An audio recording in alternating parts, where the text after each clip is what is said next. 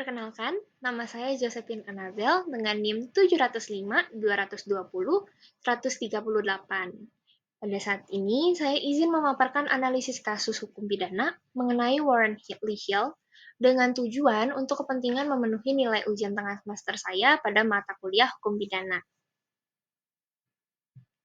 Oke, jadi kasus ini merupakan kasus pembunuhan yang dilakukan oleh Warren Hill yang merupakan seorang tahanan di Georgia, United States, yang dihukum mati setelah membunuh dua orang, yaitu Mira Wright, yaitu pacarnya Warren pada saat itu, dan juga Joseph Henspike, yaitu teman satu selnya Warren ketika Warren ditahan akibat pembunuhan Mira Wright.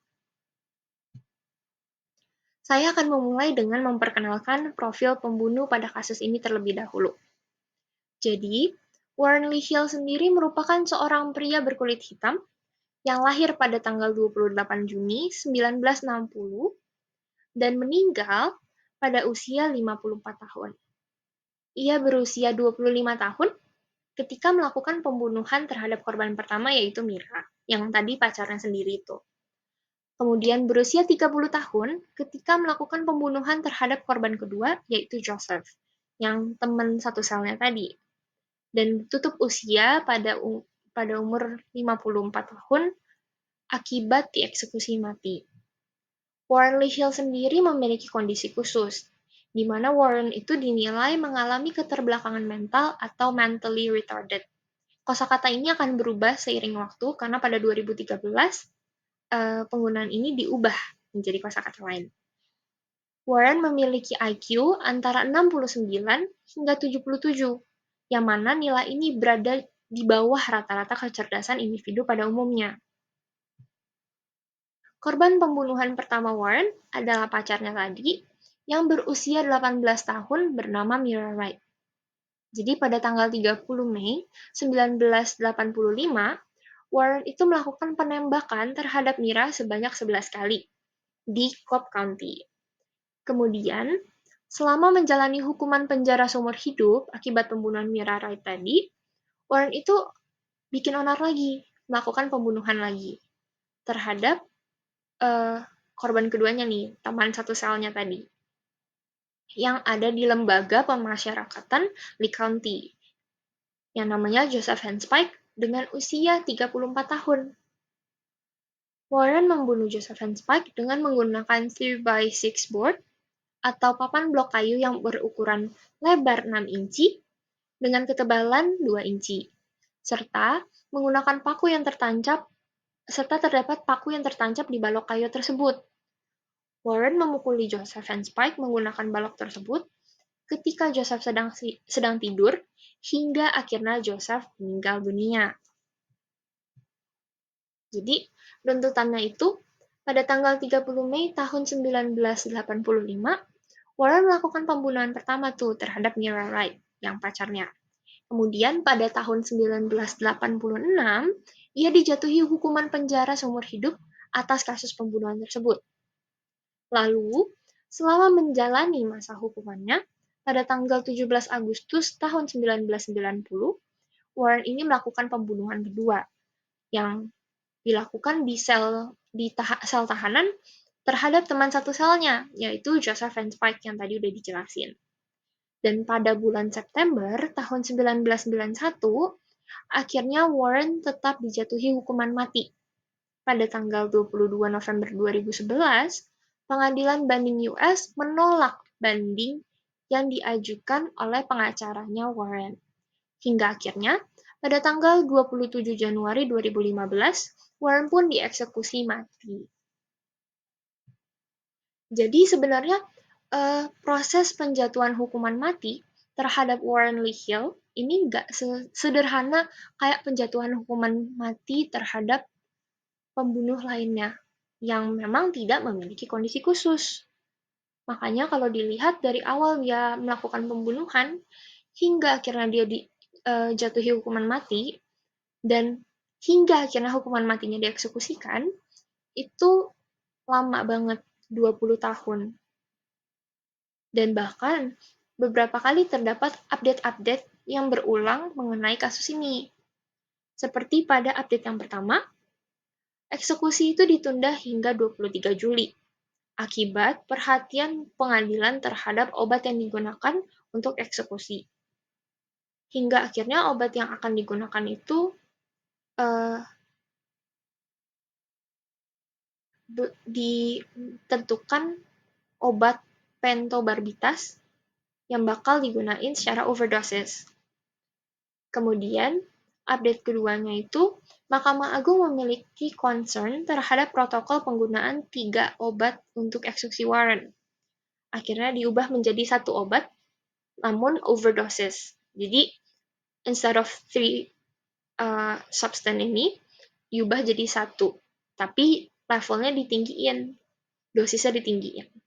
Lalu, pada update yang ketiga, Mahkamah Agung Georgia memperbolehkan warrant untuk dieksekusi. Jadi udah sah nih, dia udah boleh dieksekusi.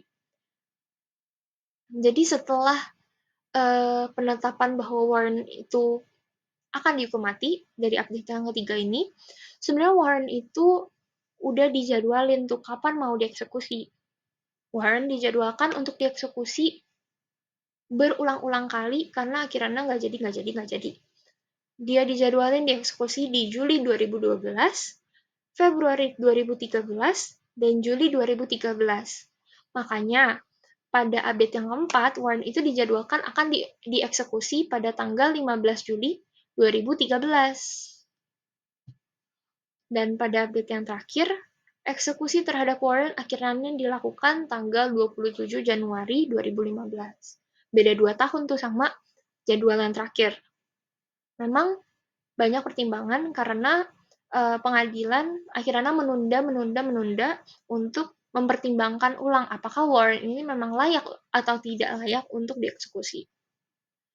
Akhirnya warrant pun meninggal dieksekusi pada pukul 7:55 sore Eastern Time. Tindakan eksekusinya warrant ini jadi perdebatan di berbagai kalangan. Mengeksekusian Warren Lee Hill ini jadi hal yang sangat kontroversial di lingkup masyarakat.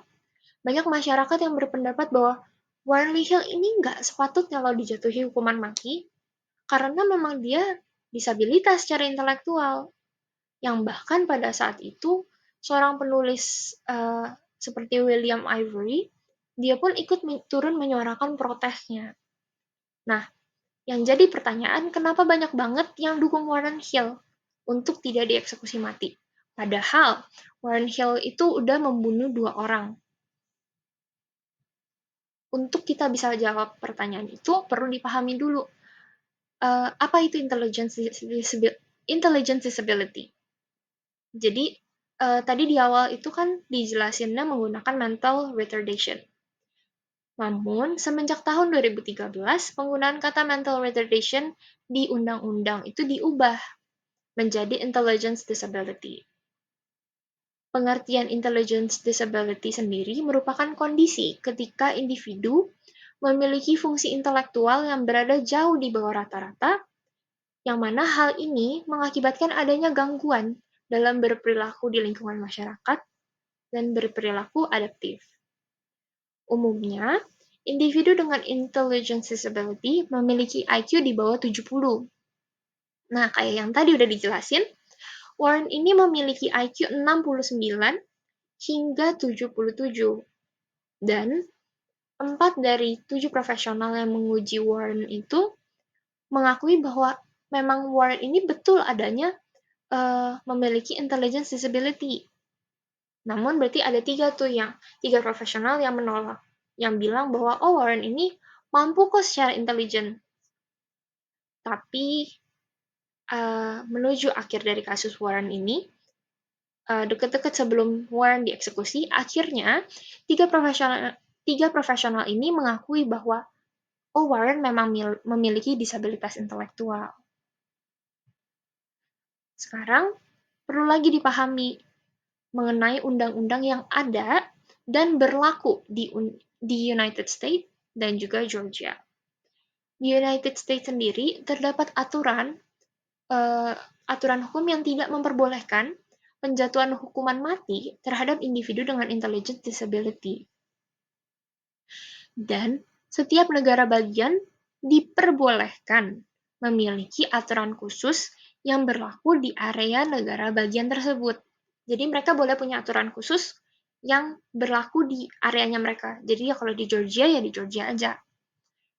Negara bagian Georgia sendiri sebenarnya merupakan negara bagian pertama yang mengesahkan undang-undang mengenai hukuman bagi orang-orang dengan intelligence disability pada tahun 1988 yang berisikan mengenai pembebasan orang-orang dengan intellectual disability dari hukuman eksekusi mati. Tapi pengadilan menyatakan bahwa pada kasus Warren ini hukuman ini nggak berlaku. Jadi Warren ini nggak masuk kategori khusus hukum tentang pembebasan intelligence disability ini. Warren ini nggak masuk. Jadi sebenarnya aturan ini ada karena individu dengan intelligence disability dianggap tidak memiliki kemampuan yang cukup untuk mempertanggungjawabkan tindakannya dan seharusnya malah dijaga oleh negara. Makanya hukuman mati itu nggak boleh diberlakukan ke mereka. Kayak gitu. Akan tetapi, terlepas dari Georgia yang menjadi negara bagian yang paling pertama mengesahkan undang-undang pembebasan individu dengan intellectual disability, negara bagian Georgia juga menjadi satu-satunya negara bagian yang mempertahankan dan memberlakukan beban pembuktian yang sangat tinggi dan juga berat. Jadi, bukti-bukti itu harus benar adanya, konkret, dan juga kuat. Bukti-bukti yang didapatkan akan digunakan untuk kepentingan menetapkan apakah individu yang diadilin ini memang layak untuk dieksekusi atau ternyata nggak layak dieksekusi karena disabilitasnya dia. Di Georgia sendiri, terdapat undang-undang mengenai hukuman bagi individu dengan disabilitas intelektual, yaitu Official Code of Georgia Annotated, yaitu atau OCGA 17.7.131C yang berbunyi, in all criminal trials in any of the courts of this state, whether an accused shall contend that he or she was insane, mentally ill, or intellectually disabled at the time the act or acts charged against him or her were committed. The trial judge shall instruct the jury that they may consider, in addition to verdicts of guilty and not guilty, the additional verdicts of not guilty by reason of insanity at the time of the crime, guilty but mentally ill at the time of the crime, and guilty but with intellectual disability. Akan tetapi, terlepas dari aturan tersebut, pengadilan Georgia tetap menyatakan bahwa Warren tetap harus bertanggung jawab atas tindakannya. Salah satu alasan penolakan tersebut dikatakan karena pada selama proses pengadilan mengenai kasus pembunuhan pertama yang mengenai Mira Wright tadi, pengacaranya Warren itu tidak pernah sekalipun membahas atau mengangkat permasalahan disabilitas intelektualnya Warren, walaupun sebenarnya ada bukti penilaian sekolah, catatan guru, serta anggota keluarga yang memang menyatakan bahwa Warren ini memang memiliki gangguan kognitif yang serius kok sejak dia dari masa kanak-kanak. Nah, kalau kita lihat di aturan di Indonesia sendiri, terdapat undang-undang tentang hal-hal yang menghapuskan, mengurangkan, atau memberatkan pengenaan pidana. Pada Kitab Undang-Undang Hukum Pidana tahun 1974, Bab 3, Pasal 44 ayat 1. Barang siapa melakukan perbuatan yang tidak dipertanggungjawabkan padanya, disebabkan karena jiwanya cacat dalam tumbuhnya atau terganggu karena penyakit, tidak dipidana. Dan pada Kitab Undang-Undang Hukum Pidana tahun 1974, Bab 3, Pasal 44 ayat 2, jika ternyata bahwa perbuatan tidak dapat dipertanggungjawabkan padanya disebabkan karena jiwanya cacat dalam tumbuhnya atau terganggu karena penyakit, maka hakim dapat memerintahkan supaya orang itu dimasukkan ke dalam rumah sakit jiwa paling lama 1 tahun sebagai waktu percobaan. Jadi, kesimpulannya, dengan mempertimbangkan kedua ayat yang tadi berlaku di Indonesia, apabila kasus pembunuhan yang dilakukan Warren tadi terjadi di Indonesia, maka Warren seharusnya tidak dijatuhi hukuman, baik hukuman penjara maupun hukuman mati. Akan tetapi, Warren akan harus dimasukkan ke dalam rumah sakit jiwa, karena berarti negara harus menjaga Warren. Nah, untuk menjawab pertanyaan yang tadi, yang soal kenapa sih masyarakat di Georgia itu pada dukung banget Warren supaya tidak dieksekusi mati, padahal Warren udah membunuh total 2 orang. Hal ini dikarenakan banyak bukti yang menyatakan bahwa memang Warren ini memiliki disabilitas intelektual. Tapi negara bagian Georgia sendiri sampai akhir tidak mengakuinya. Yang mana apabila Warren itu memang betul adanya memiliki intelligence disability, seharusnya Warren dianggap tidak mampu bertanggung jawab atas tindakannya dan juga tidak dihukum.